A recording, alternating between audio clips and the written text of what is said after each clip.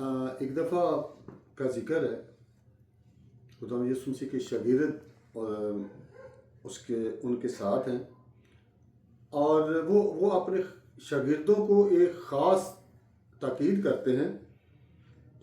उन्होंने पूछा कि हम क्या करें कि हमेशा की ज़िंदगी पाएं। तो खुदावंद यीशु मसीह ने अपने शागिर्दों से कहा, या उन लोगों से जो उनके साथ वहाँ मौजूद थे, उनसे कहा कि जिसके पास 2 कुर्ते हों वो एक ज़रूरतमंद को दे दे, और जिसके पास खाना हो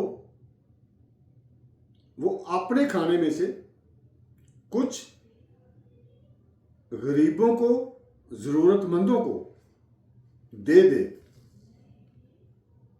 तो तुम सब हमेशा की ज़िंदगी पाओगे और तुम सबको खूब बरकत मिलेगी। खुदावंद आपको बरकत दे।